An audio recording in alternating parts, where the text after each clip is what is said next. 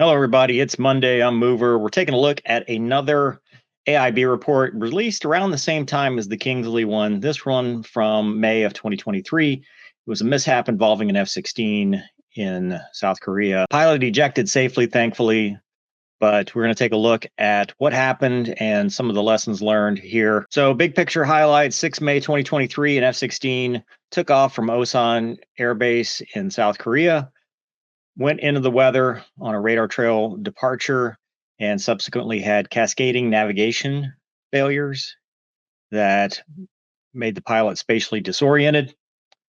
Broke out of the weather at around 700 feet and realized that the aircraft was in an unrecoverable position and ejected. So let's take a look at the AIB and what the board found, what happened, why, and what lessons we can learn from it. 3, 2, 1, flight off.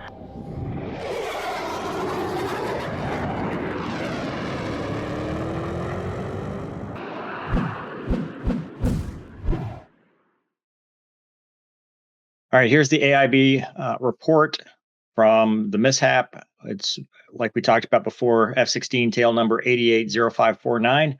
88 is the fiscal year in which it was funded to be produced. So probably somewhere around 1988, but could be late 87. So here's the accident investigation summary. On 6 May 2023, mishap pilot flying an F-16C assigned to the 80th Fighter Squadron JUVATS from the Osan Air Base was taking place in Beverly Hurd as part of the wing's local readiness exercise. 2 minutes and 41 seconds after the 9:27 a.m. Korea Standard takeoff, the mishap pilot ejected from the mishap aircraft with minor injuries. The mishap aircraft was destroyed upon impact in an agricultural field at approximately 9:30 a.m. Korean Standard Time, 8 miles south of Osan. Mishap resulted in the loss of $29,387,925 United States government asset. So he must have been operating out of Osan as part of an exercise, but he was assigned to Kunsan. That makes sense. Mishap flight was planned and authorized as a training mission within the local training airspace. The mishap pilot was flying as the second aircraft in a four-ship formation. Prevailing weather at the airfield and in the surrounding areas was clouds obscuring the horizon beginning at 1,400 feet up to 17,000 feet. So that's pretty socked in. That's nice at the field because, 1,400 feet's not bad, but you're in 16,000, 15,500 feet of weather almost. Approximately 11 seconds after takeoff, a partial electrical power loss resulted in the inaccurate horizon or attitude. Information being indicated by the mishap pilot's flying instruments with no failure indications. As such, the mishap pilot was unable to tell where the horizon was located. Subsequent and mismatch in data between the primary and standby horizon indicator instruments caused the mishap pilot to become spatially disoriented, and he ended up flying inadvertently to a very low altitude.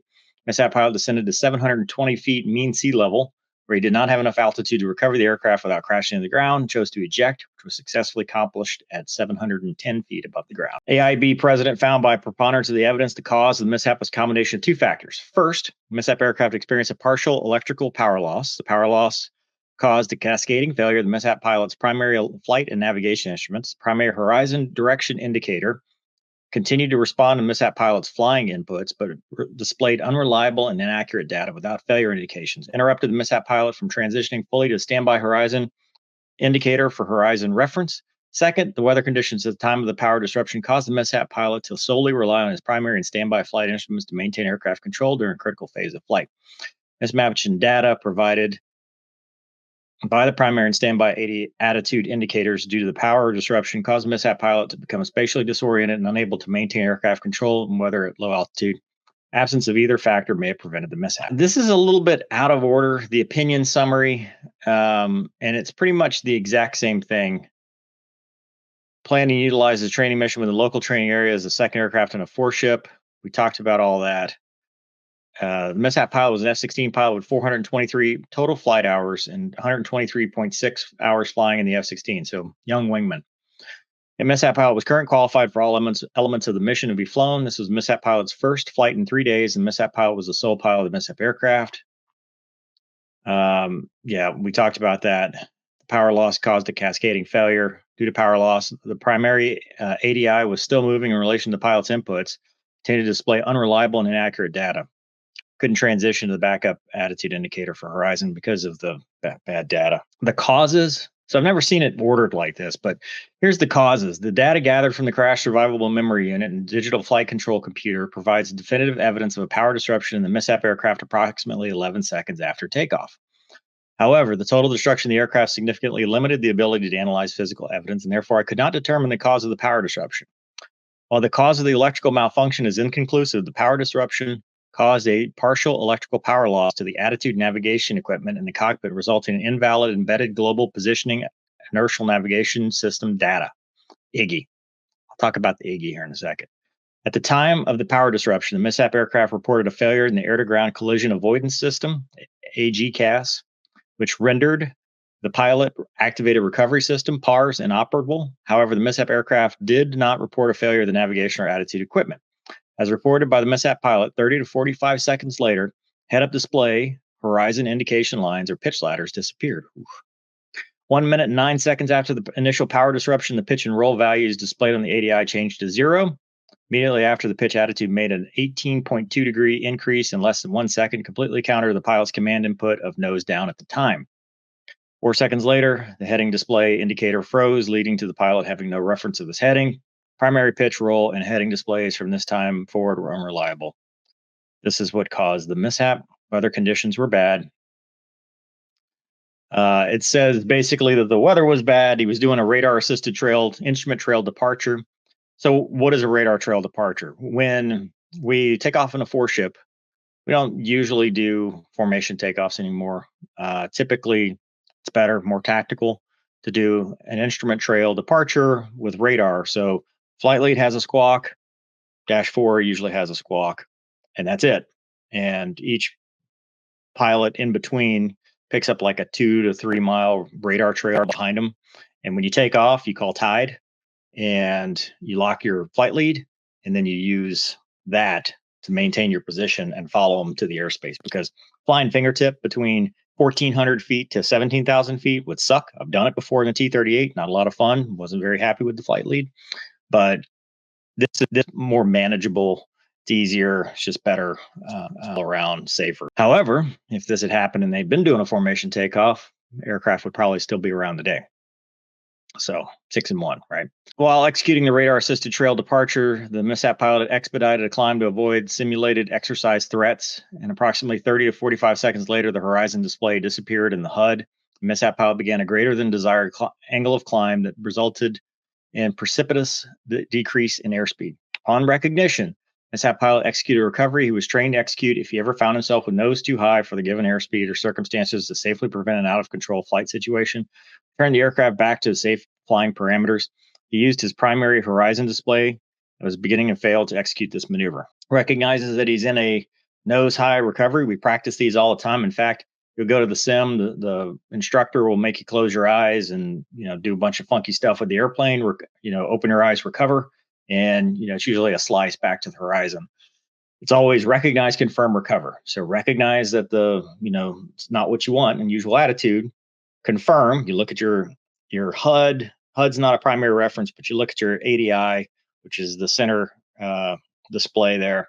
And then sometimes you can cross-check your standby and confirm that you're actually in the attitude that you think you are, because sometimes in weather, you'll start to feel, illusions that, your inner ear is telling you you're climbing, but you're really descending, or vice versa.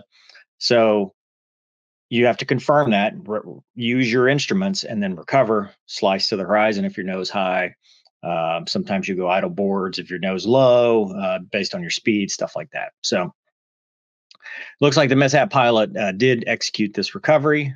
He was using his primary horizon display that was beginning to fail. No failure indication of the mishap aircraft's primary ADI warned the mishap pilot that his instruments were displaying invalid information. So that's worse, right? I'd rather it just not work at all, and then you can transfer to the standby. But if you're getting bad information, in the weather, what do? You have to go, okay, that's not right. Because now you have to look at your airspeed. Is it increasing, decreasing, your angle of attack? What is the jet doing beyond that? And that takes a lot of, we've talked about OODA loop before, observe, orient, decide, act. That'll take you out of your OODA loop, because now you're thinking, okay, I need to recognize, confirm, recover, but what do I trust? Mishap pilot states, after recognizing airspeed and altitude did not correspond to the displayed attitude, right? Just talked about that. So if I'm climbing nose high, I expect my altitude to be increasing, my airspeed to decreasing. If I'm recovered, now I expect it either to level off or for my airspeed to start increasing again. Well, if it doesn't match what I'm expecting, now we got a problem. Mishap pilot attempted to set his aircraft wings level attitude based on visual cues from the ground prior to re-entering the weather, which is tough to do. I don't know how he did it, especially if he's in the weather. Mishap pilot then referenced his standby attitude indicator to determine the aircraft attitude, which showed all black representing a nose low attitude, which is, now you're like, okay, my primary ADI is saying I'm nose high. My standby ADI is saying I'm nose low. What do I do? Standby is probably right, but you don't know. Could be bad. I've seen those fail too. Confused. He's not a super experienced pilot. 400 hours, 123 hours in the jet. That's not a lot of time. Multiple attempts to cross-check between the primary and standby were unsuccessful in resolving the mismatch and therefore insufficient in discerning the proper aircraft orientation. He fought through several human factors while attempting to maintain aircraft control, determine which instruments were providing accurate information, recognized he was spatially disoriented, and attempted to use his instruments to resolve this disorientation.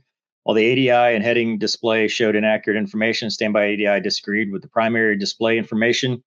When the pilot entered a momentary break in the weather, he was able to input flight controls to regain control, but without further outside references due to flying in the clouds, could not resolve the mismatch. Weather denied the mishap pilot an opportunity to gain an accurate visual reference.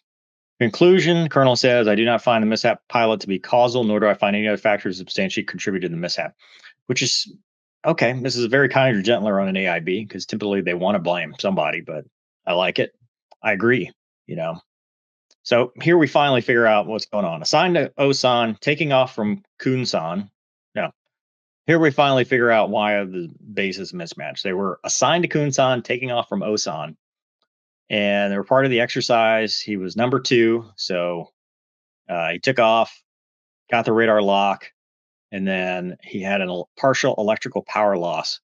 And so we this is not uncommon. I've taken an aircraft from the depot at Hill, and they always say be very careful about jets that just come out of depot because while they do fix major maintenance, other things may be broken, or some other things may be overlooked or whatever. And that happened to me. I had an EGI, embedded GPS INS failure climbing out. Luckily for me, it was a beautiful day, but it was a total failure and I couldn't get it back. I tried doing an in-flight alignment, all that stuff. So what I ended up having to do was no gyro vectors almost all the way across the country. And when I got to Carswell, because that was my stop, the weather was bad, so it was a no gyro hold. And I flew off the whiskey compass and no gyro vectors. So they're telling you to start turn, stop turn, and held. And then I go in for the precision approach because I can't do the ILS. And when I come in, the controller's like, can you do the ILS? We can't give you the PAR because he's just struggling. I said, no, this is real. This is no kidding. I need the no gyro PAR. So they finally find a supervisor and I landed. It was like 700 feet overcast and raining, and it sucked. The F-16 is a high spatial disorientation machine. High likelihood of being spatially disoriented. I've talked about it before. You don't have any canopy references. You're sitting way far forward on the airplane, like on the nose of a bullet. And that leads to a likelihood of spatial disorientation when things go wrong. We've had people, Stinky, on the channel that ejected because of spatial disorientation at night. I've been spatially disoriented flying at night over Iraq. And in general, anything. So going back to my time flying the T-38A, one of the, I don't know if scariest, but one of the most concerning sorties I had was unreliable information because we would have ADIs that would tilt. So I had one that the ADI was tilted 15 degrees and I'm in the weather. And so you're kind of like, is it me or is it the jet? Is it me or is it the jet? And then on that same sortie, the DME failed on the ILS. So I had to use the GPS to fly the ILS DME. And the HSI was also off. And you need to be able to trust your instruments. And when those fail and you're in IMC instrument meteorological conditions, that's tough, especially if you don't have a whole lot of experience, at 120 something hours in the airplane, 130 hours in the airplane. Brief was standard, pre-flight was standard. There was nothing significant in either of those. They taxied.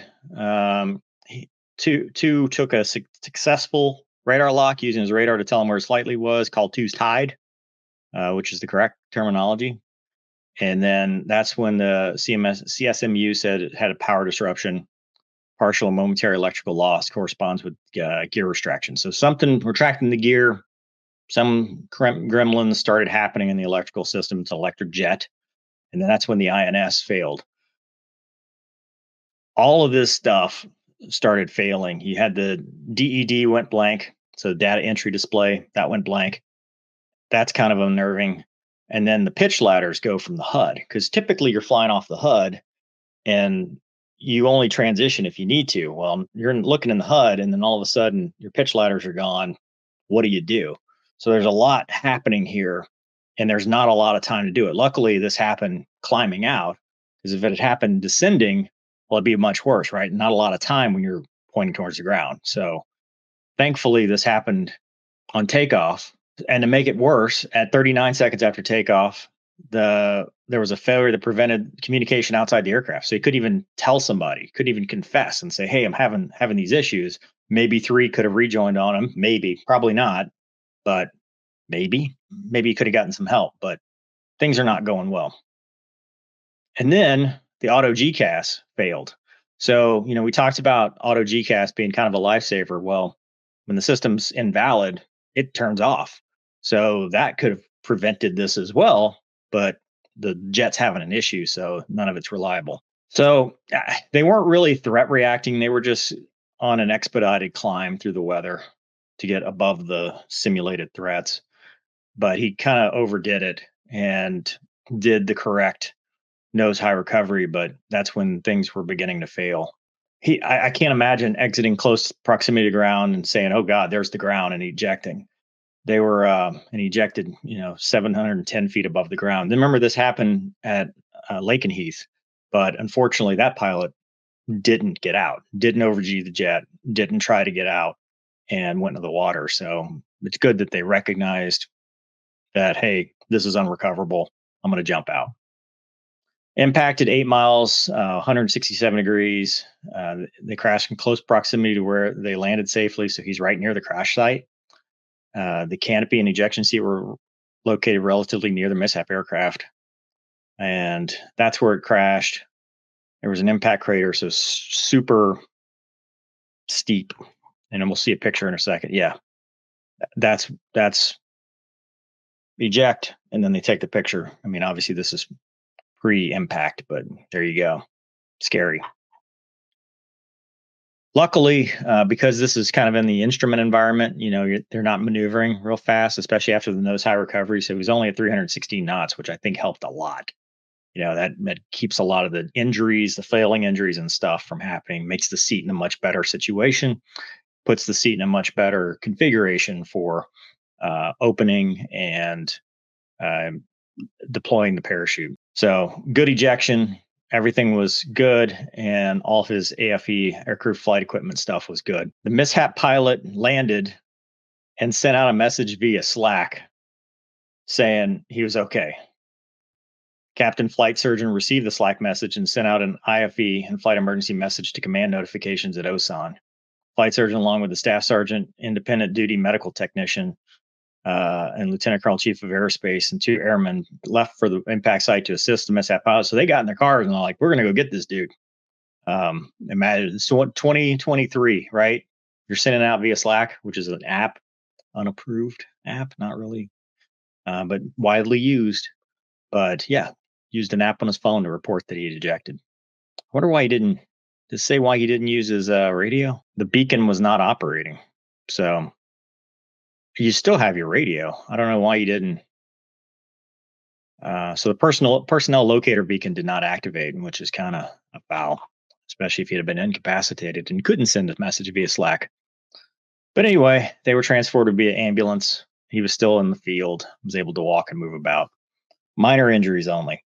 Maintenance, they really couldn't find anything. No indication of mechanical, electrical, structural failure prior to takeoff. For unscheduled maintenance, the only thing they saw was on 27 April 2023, so maybe a week or two prior. Another pilot reported the no auto GCAS feature had failed with a FLICUS flight control system malfunction. They had to replace the IGI batteries and operational verify they check good, which they did, and the mishap aircraft functioned as expected. So this right here is probably the beginning of the failure, but the ops checked okay. They did what they had to do, and an ops checked okay. So there's probably something else going on that caused this that just hadn't shown itself yet. And then on 26 April, there was a nose landing gear weight off wheels switch was found to be loose, but not sure that was relevant to this. And then there was a fuel drip. And then on 1 May 23, there was another multifunction MIDS batteries for the 180-day inspection. So there's nothing that says that any of the unscheduled maintenance were relevant to this mishap, but I would argue that this 27 April may have been, sometimes gremlins present themselves in other ways. And so hindsight's 2020. You can't blame maintenance for this, but it's like, hey, if we're going back and pointing, well, maybe something else was going on that caused this back then, or it was related. For the navigational instruments, missed following gear retraction, they stated the DED went blank. Sometime later, recognized the indications in this HUD that shows an artificial horizon. Those pitch ladders had disappeared. Without any pilot input, the primary ADI display abruptly rolled left to a wings level attitude, then immediately followed by an abrupt climbing attitude. So it's doing its own funky chicken up there, and that's not good. That's scary, especially if you're in the weather. So auto GCAS should have worked. Would have given him a 5G pull to clear the terrain, but had a problem. So wasn't there to help him. The weather observed was winds northeast 11, gust 20, light rain, mist, crappy day to fly, 1,400 feet AGL. I mean, not terrible, but not a nice day to go flying. Overcast, 3,700, broken at 2,100, ceiling between 1,000 and 1,500. So it would have been nice if it happened above the weather, but in the middle of the climb's not a good place for that. So training dating back to 2019 was the mishap pilots background, F-16, and then proceeded first overseas assignment at Kunsan. So first overseas assignment, and he finished MQT 19 January 2023. Average progression, and was flying as an inexperienced pilot. So his last 30 days, he'd only flown 4 sorties. That's why he was on regression. He'd gone on vacation. But last 60, he had flown 17 sorties, which is pretty good. And then last 90 was 25. So he's not terrible, but only 123 hours in the airplane. And he could only go down to 500 feet in 1.5 because that's standard for a young wingman. No health issues, nothing like that. No duty time, no crew rest issues. It wasn't his fault. I mean, did not affect reaction time or decision making. Felt rested the day of the mishap. Supervision was all okay. Real thing, human factors, the weather, obviously that's a thing. And instrument and warning systems, yeah, when your ADI fails, that's kind of a big one. Spatial disorientation, yeah, I mean, it's all the academics on that. And that is it. So, big thing. What do we learn? One, it's awesome that he got out okay. And this wasn't a fatal mishap because it could have been. I mean, it's a scary one, right? I think people that have never done this underestimate, single pilot in the weather with unreliable instruments can be one of the scariest things you'll do in an airplane. I've done it in the T-38. Gonki's talked about doing it in the T-38. We've had some really unreliable stuff, and I've known people that have been spatially disoriented, and sometimes you just can't recover. But it is very fortunate that he did get into a position where he was in a safe ejection envelope, so it wasn't heinous. He wasn't like screaming at the ground and afterburn, or where even if he'd ejected, it wouldn't have worked. Very manageable and safe ejection parameters. It sucks that it happened. It sucks that they really couldn't pinpoint why the electrical failure happened, because typically it shouldn't, right? There are redundancies and the system shouldn't work. But, it's like anything else. When the Swiss cheese model lines up, sometimes it's just that day. So I think we can all take away that, maybe a transition to the standby may have been faster, but at that point, how do you even know? It's one thing to do it in the sim, but when you're in the jet and you're expecting something to work, and next thing you know, it's not, you've got that startle factor that you've got to overcome. So the F-16 has never really been great about flying in the weather, especially when you lose the HUD and the ADI. But even with just the ADI, it's not the best. But losing both of those things, and not just losing them, but having wrong information, that's where it's like, oh God, this is bad. I mean, did I reset the recage the standby attitude correctly on the ground? Because you have to recage that thing. Sometimes it does its own thing, but if you're doing a good instrument cockpit check, you should have checked that. But being able to recognize that and then transition to that quickly, I mean, that's tough. So I think that would be about the only real takeaway here. But I agree with the AIB in that it's not the MESAP pilot's fault. This just happened, and we're very fortunate that we didn't lose a fighter pilot and an F-16 pilot in this. Anyway, let me know in the comments what you think. Hope you enjoyed this episode. Thanks for watching. See you next time.